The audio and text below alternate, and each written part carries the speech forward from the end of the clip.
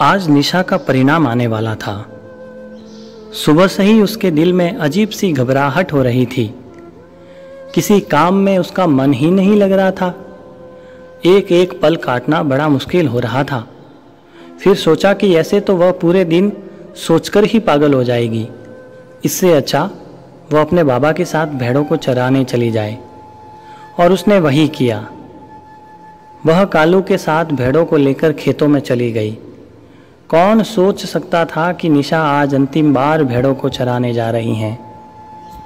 दोनों बाप बेटी एक खेजड़ी की छाव में बैठे हुए थे और उनके आसपास भेड़ें चर रही थीं। दोपहर हो आई थी और निशा को बहुत भूख लग रही थी।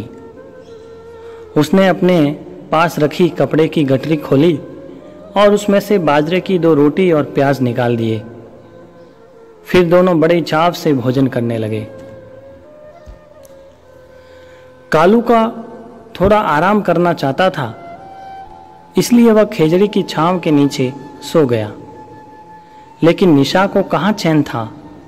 शाम होने तक वह भेड़ों के पीछे भागती रही। अब सूरज ढलने लगा था। तभी कालू के फ़ोन की घंटी बजी।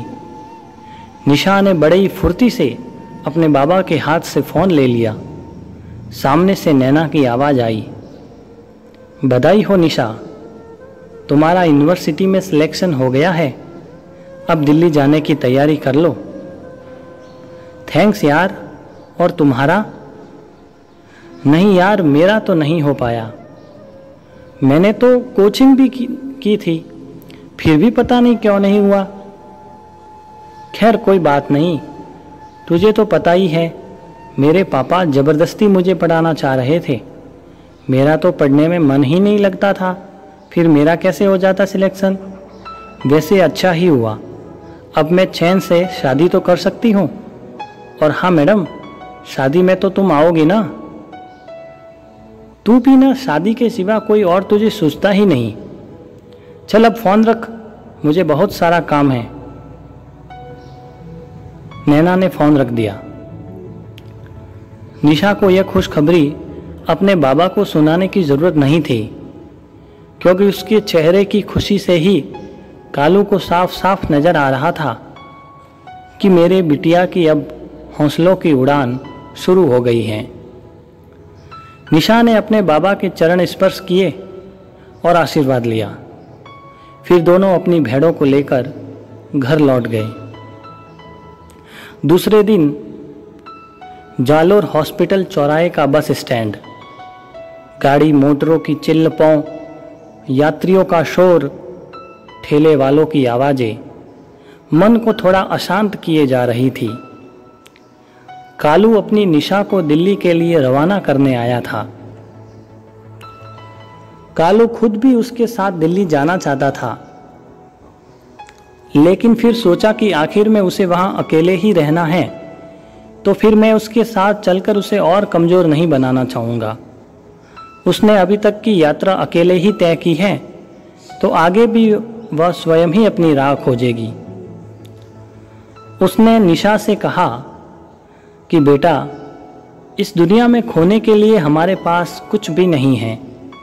एक तुम्हारी माँ थी जो बचपन में ही तुम्हें और मुझे छोड़कर चली गई।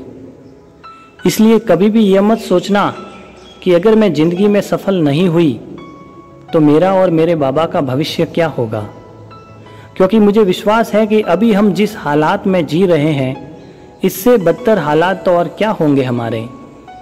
इसलिए तुम किसी बात की चिंता मत करना और पैसों की चिंता तो बिल्कुल मत करना। ज़रूरत पड़ी तो मैं अपनी सारी भेड़ों को और ये घर को भी बेच दूंगा, लेकिन तू पढ़ने में कोई कसर मत छोड़ना।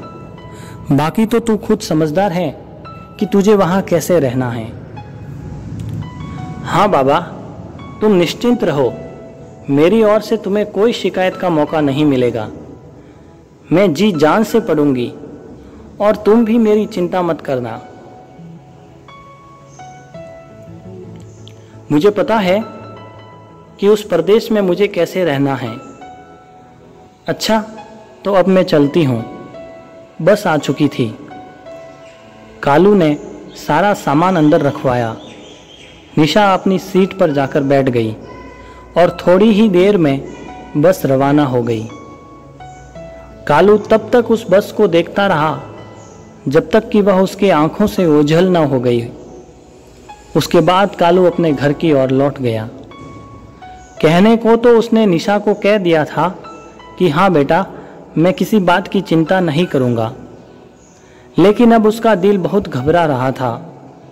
दिलो दिमाग में चिंताओं का अंबार सा लगा हुआ था। आखिर कालू भी तो एक पिता ही था ना।